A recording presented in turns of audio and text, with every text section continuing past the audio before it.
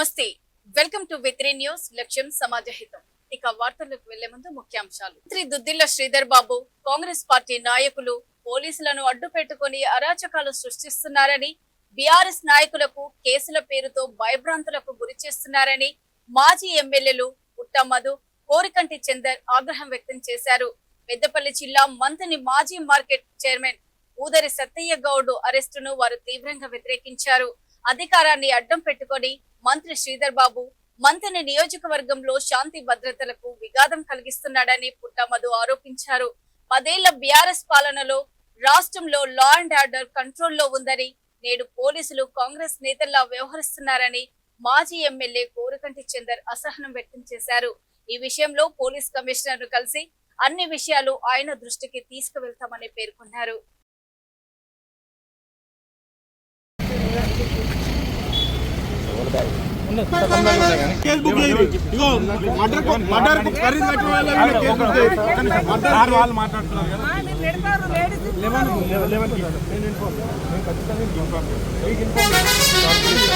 మేము మీద చేసే బాధ మీ యూనిఫామ్ కు మేము సెల్యూట్ చేసేటోళ్ళం.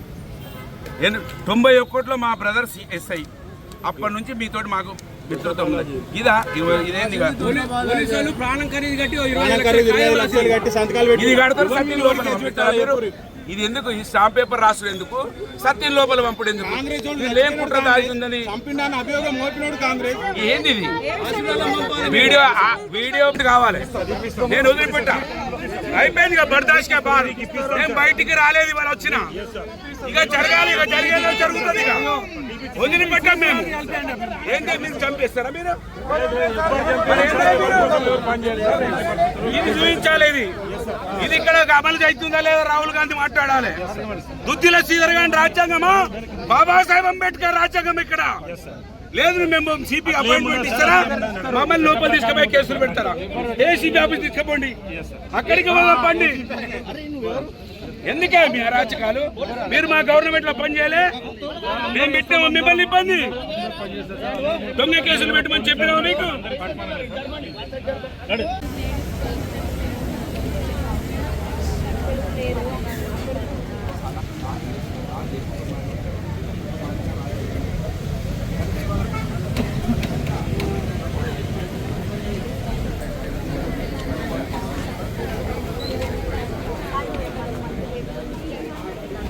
దుద్దిల్ల శ్రీధర్ 3 ఓట్లు ఉన్నటువంటి వ్యక్తి ఎప్పుడు అధికారంలో ఉంటే అప్పుడు ఈ సమాజాన్ని అణచివేస్తూ, ఈ సమాజాన్ని తొక్కిపెడుతూ, ఎవరు మాట్లాడితే వాళ్ళని జైలు పాలు చేస్తూ రాజ్యమేలుతున్నటువంటి దుద్దిల్ల శ్రీధర్ 10 సంవత్సరాలు ప్రశాంతంగా ఉన్న మంత్రిని అల్లకల్లోలం చేస్తూ ఉన్నాడు. నీ జోకర్ తమ్ముడు నువ్వు కలిసి మా మీద రౌడీ షీట్లు ఓపెన్ చేయించిన నిన్ను వదిలిపెట్టినాం బిడ్డ. ఆ రోజు నీకు అడుగులకు మదుగులు తిన పోలీసును కూడా వదిలిపెట్టినాం. కానీ ఇప్పుడు రాబో రోజులలో నువ్వేళ మా పూదర్ సత్తిని రాత్రి 2 గంటలకు పట్టుకొచ్చినావు కదా, నిన్ను హైదరాబాద్ బొక్కలో జాక్కున్న నిన్ను, నీ జోకర్ తమ్ముడిని, నీకు ఇవాళ వంటగాగుతున్న పోలీసులని వదిలిపెట్టాని సందర్భంగా హెచ్చరిస్తున్నా. దుద్దిల్ల శ్రీధర్, నీ రాజ్యాంగం ఎక్కువ రోజులు నడవది. ఖచ్చితంగా ఇంకెక్కువ 2.5 సంవత్సరాలు. ఆ 2.5 సంవత్సరాల తర్వాత ఇదే రోడ్డు మీద నీ భార్య, నీ తల్లి కూడా ఈ రోడ్డు మీదకి వచ్చి ఏడ్చే రోజులను తీసుకొస్తాం. నీకు మా తల్లులు, మా భార్యలు, మా అక్క చెల్లెలు ఏడుస్తుంటే నీకు ఈ మట్టి సంబంధం లేదు, నీకు ఈ పేగు సంబంధం లేదు. నువ్వు ఓటు సంబంధంతో ఇక్కడ మా వాళ్ళను మాతోటే తగులాటలు పెట్టించింది. గౌన్లోళ్లకు, కాపోళ్ళకి ఎవరికి వాళ్లకు తగులాటలు పెట్టించి నువ్వు హైదరాబాద్లో మంటగాగుతున్నావు బిడ్డ. నీ జోకర్ తమ్ముని నేను తీసుకురాక తప్పదు. మేము 10 సంవత్సరాల అధికారంలో పోలీసులతో కలిసి గొప్పగా సేవలు అందించడం ప్రజలకని మేము ఇంట్లో ఉండి ఓపిక పడుతుంటే ఈ విధంగా అరాచకాలు చేస్తున్నాం. ఈరోజు రామగుండం కమిషనరేట్ పరిధిలో ఏం జరుగుతున్నది? బీఆర్ఎస్ పార్టీ నాయకులను, కార్యకర్తలను అక్రమ కేసులు పెట్టి భయాందోళనలకు గురి అయ్యేటువంటి రీతిలో ఇలా ఈ యొక్క పోలీసు యంత్రాంగం కాంగ్రెస్ కండువాలు వేసుకొని సిఐలు, ఎస్ఐలు తిరుగుతున్నట్టుగా అర్థమైపోయింది. ఇలా వాళ్ళు పెట్టినటువంటి కేసు, పూదరి సత్తయ్య గౌడ్ మీద పెట్టినటువంటి కేసు జడ్జి రిజెక్ట్ చేసిండు అంటేనే మీరు అవమానపడాలి. మీరు ప్రజాస్వామ్యంలో జరుగుతున్నటువంటిది ఏంటిది? చట్టాలు ఎటుపోతున్నాయి? నాయకులను, కార్యకర్తలను భయభ్రాంతులకు గురి చేయడమేనా మీకు ఇచ్చినటువంటి పోలీస్ యూనిఫామ్? అందుకేనా మీరు డ్యూటీ చేస్తున్నది? ఇలా శ్రీధర్ బాబు గారు చెప్తారు కావచ్చు, ఇలా మక్కన్ సింగ్ గారు చెప్తారు కావచ్చు, ఎవరు చెప్పినా ఏం చెప్పినా మీరు రేపటి కాలంలో మళ్ళీ బీఆర్ఎస్ పార్టీ ప్రభుత్వంలో పనిచేయాల్సిందే. మీరు చేసేటువంటి ఈరోజు ఏ విధంగా అయితే ఇబ్బంది పెడుతున్నారో మీరు అందరు కూడా శంకరగిరి మాన్యాలకు పోక తప్పదు. మీకు తగిన మూల్యం మీరు జీవితంలో చెల్లించుకోక తప్పదు. ఈరోజు జరిగినటువంటి చర్య సభ్య సమాజం గమనించింది. పుట్టమదనను ఇబ్బంది పెట్టాలని, బీఆర్ఎస్ పార్టీ నాయకులను ఇబ్బంది పెట్టాలని చూస్తే ఇలా కార్యకర్తలు, ప్రజలందరూ కూడా కన్నెర్ర చేస్తూ ఉన్నారు. మీ పోలీస్ స్టేషన్లకు ఇలా కాంగ్రెస్ కార్యాలయాన్ని బోర్డులు పెట్టేటువంటి పరిస్థితి ఇలా ఈ యొక్క రామగుండం కమిషనరేట్ పరిధిలో సిపి గారు చేపిస్తున్నారు. ఇప్పటికైనా సిపి గారు మీరు తప్పకుండా పోలీసులకు ఆదేశాలు జారీ చేయండి. మీరు నిష్పక్షపాతంగా మీరు పోలీసింగ్ను చేసే విధంగా మీరు చర్యలు తీసుకోకపోతే తప్పకుండా రాబోయే కాలంలో మీకు మీ యొక్క డిపార్ట్మెంట్లో ఉన్నటువంటి ప్రతి అధికారికి ఇబ్బందులు జరుగుతాయని సందర్భంగా మేము హెచ్చరిక చేస్తా ఉన్నాం. కర్నూలు విఆర్ఓ మహమ్మద్ హుసేన్ పని ఒత్తిడి వల్ల బలవన్మరణానికి పాల్పడ్డాడని, కారణమైన అధికారులను శిక్షించాలని ఆంధ్రప్రదేశ్ రెవెన్యూ అధికార సంఘం ఆధ్వర్యంలో జిల్లా కేంద్రంలో నిరసన ర్యాలీ నిర్వహించారు. అనంతరం కలెక్టర్ కార్యాలయంలో కలెక్టర్ కి వినతి పత్రం అందించారు. ఈ సందర్భంగా వారు మాట్లాడుతూ బీఆర్ఓలకు ఎంఆర్ఓ ఆఫీస్, సచివాలయాలు, మున్సిపల్ ఆఫీసుల్లో పని ఒత్తిడి పెరుగుతుందని, దానివల్ల ప్రజల సమస్యలు తీర్చలేకపోతున్నామని అన్నారు. కావున సంబంధిత అధికారులు దీనిని దృష్టిలో తీసుకుని బీఆర్ఓలకు పని ఒత్తిడి తగ్గించాలని వారు కోరారు. అలాగే కర్నూలులో బలవన్మరణానికి పాల్పడిన బీఆర్ఓ కుటుంబానికి న్యాయం చేసి కారణమైన అధికారులపై చర్యలు తీసుకోవాలని కోరారు.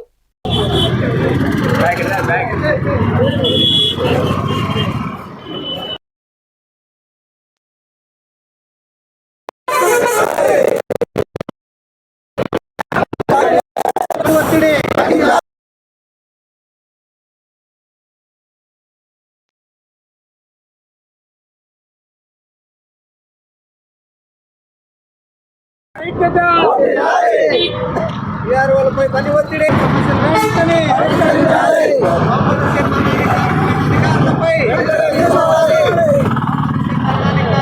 ఉన్న విఆర్ఓలందరూ ఇక్కడ కలెక్టర్ గారిని కలవడానికి ముఖ్య కారణం ఈ మహమ్మద్ హుసేన్ గారు పని ఒత్తిడి వల్ల మొన్న బలవన్మరణానికి పాల్పడడం జరిగింది.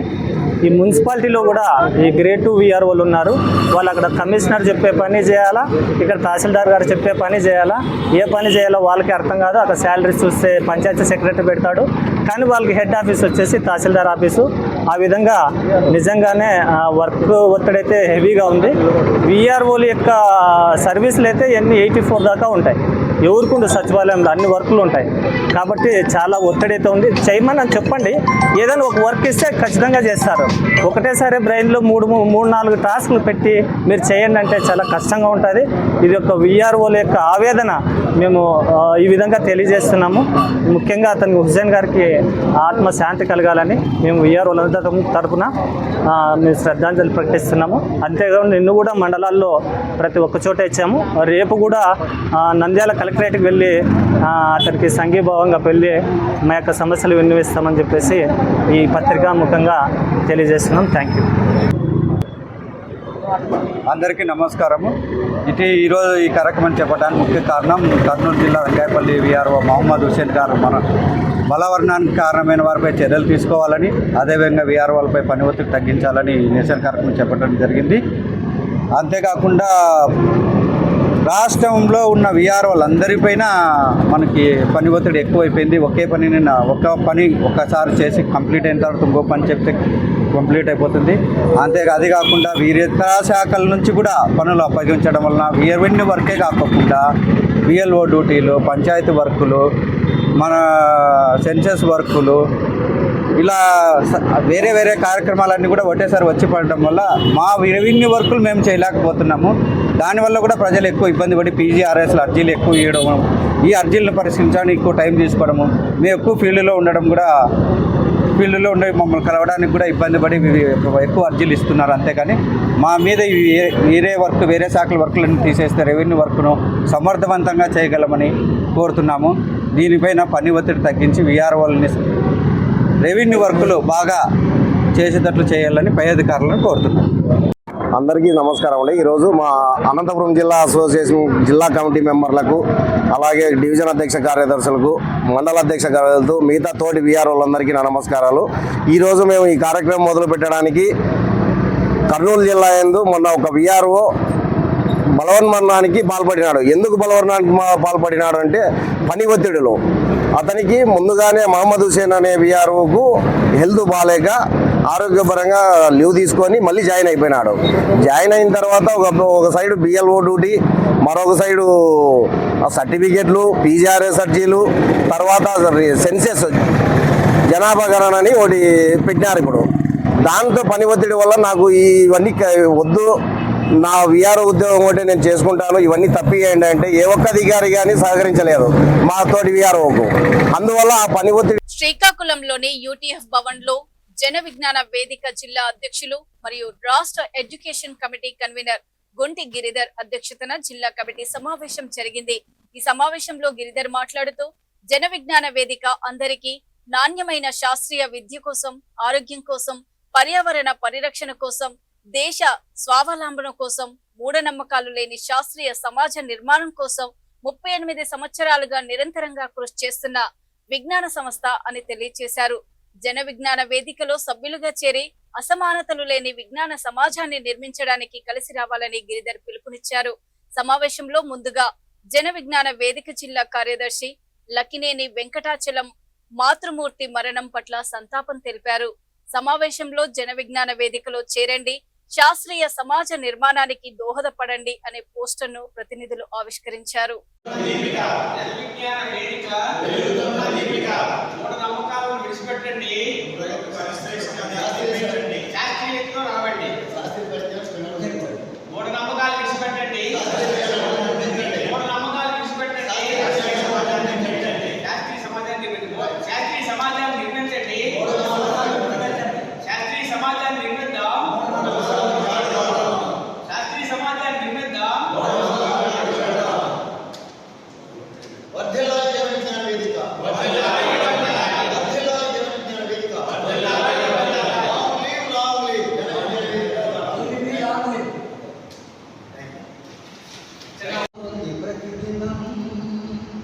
కాలం గతి మారుతుంది ప్రతిక్షణం, తెల్లవారుతోంది ప్రతిదినం. కాలం గతి మారుతుంది ప్రతిక్షణం, మంచి మార్పు లోకానికి మంగళదాయకం. అది వికటించిందా అభ్యుదయ వినాశకం, అభ్యుదయ వినాశకం. తోరుకు తెల్లవారుతోంది ప్రతిదినం,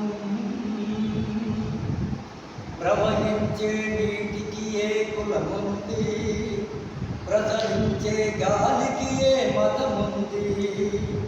కులము పేర మతము పేర జరిగే కలహాలు మనిషిని పశువుగా మార్చే విషవలయాలు. తోరుకు తెల్లవారుతోంది ప్రతిదినం, కాలం గతి మారుతుంది ప్రతిక్షణం. ఎవరి తిండి వారు తింటే స్వార్థం కాదు, ఎవరి ఇంటవా. కవిత శీర్షిక చివరి పేరు. బలవంతులకే కొమ్ము కాసే పాలకులకు అది కేవలం ప్రాజెక్ట్ ఏరియా మాత్రమే కావచ్చు, కానీ భూమిని కోల్పోవడం అంటే తరతరాల పేగుబంధాన్ని ఎవరో వచ్చి నిర్దాక్షిణ్యంగా నరికేస్తున్నట్టే. భూమిని ఎకరాలుగా కాగితాల్లో నమోదు చేసే వాళ్ళకు ఇక్కడ చరిత్ర కానీ హక్కుల మధ్య కూడా నేలను గుండెల్లో పెట్టుకొని బతికి వెళుతుంది కానీ కనిపించింది. ఓవైపు కార్పొరేట్లో అంతులేని భూదాహంతో పచ్చని పంటల్ని బుల్డోజర్ చక్రాల కింద నలిపేస్తుంటే మరోవైపు చెమట వాసనతో పచ్చగా ఊపిరి తీసుకుంటున్న నేల సర్వేరాల మధ్యన శవంలా పడి ఉండడాన్ని చూడలేని రైతు అసహాయతను జేసీబీల పైన ఊరేగిస్తారు పాలకులు. పరిహారం ఇస్తున్నాం కదా అంటారు, కానీ పుట్టిన ఊరును కోల్పోయిన మనిషికి మట్టి వాసనను ఏ నోట్ల కట్ట తిరిగి కొనిపెడుతుంది?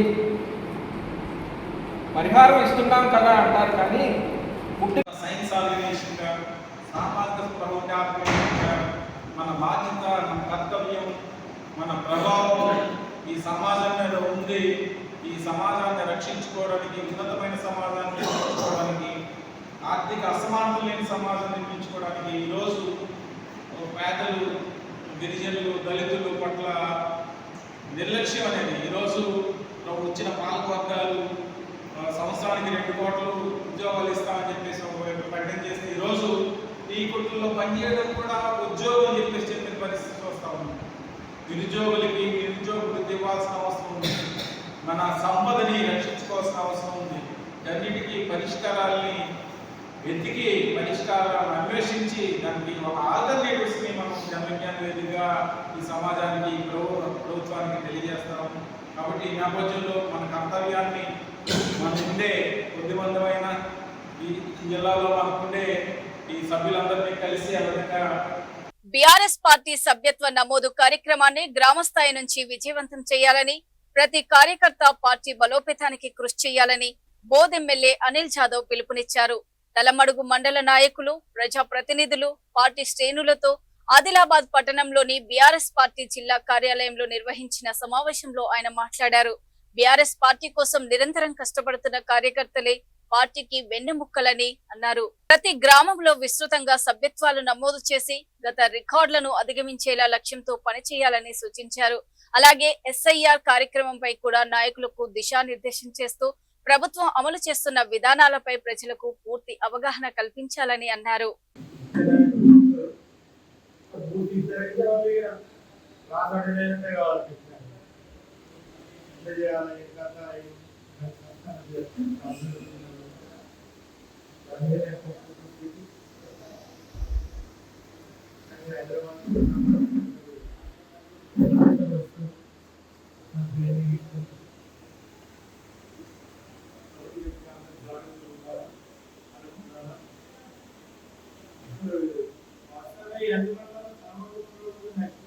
మహేశ్వరం నియోజకవర్గానికి మణిహారంగా నిలిచే భారత్ ఫ్యూచర్ సిటీకి ప్రజలంతా తరలి రావాలని మంత్రి శ్రీధర్ బాబు సహా కాంగ్రెస్ ఇన్ఛార్జ్ కిచ్చన్న గారి లక్ష్మారెడ్డి పిలుపునిచ్చారు.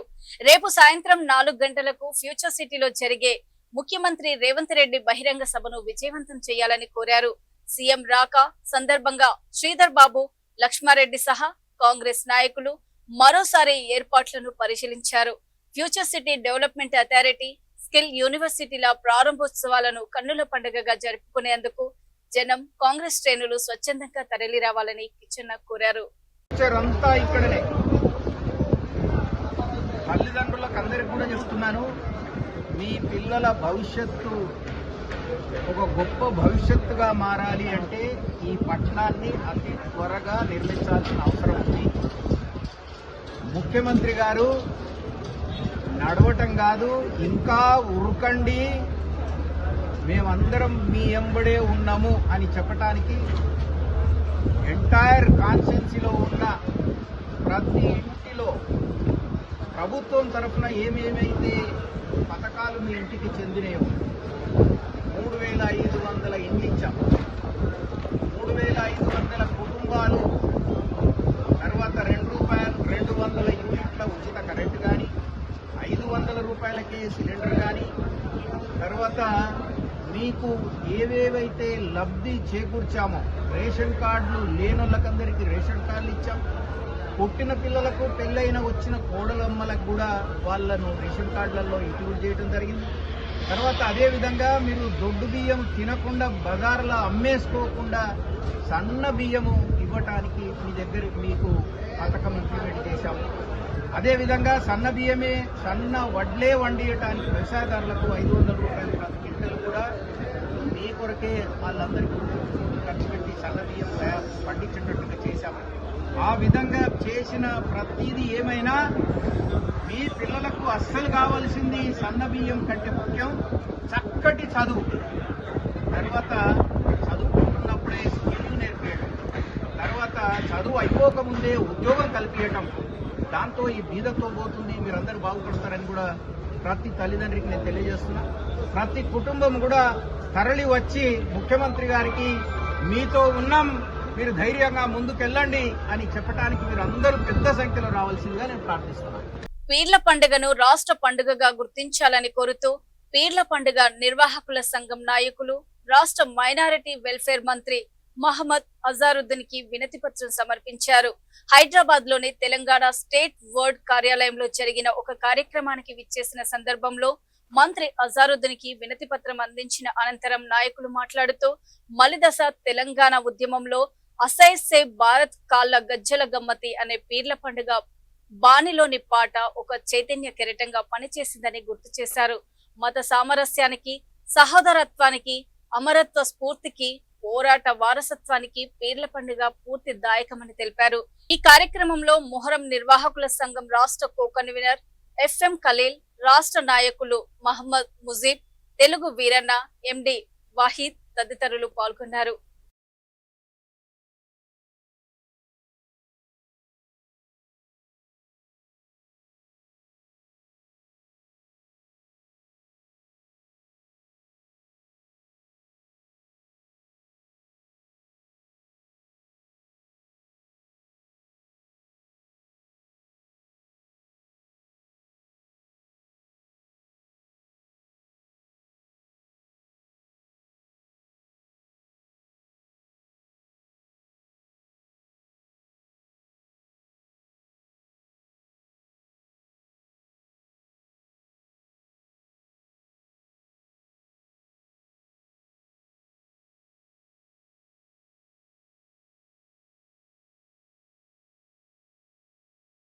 చూస్తూనే ఉండండి V3 న్యూస్, లక్ష్యం సమాజ హితం. నమస్తే.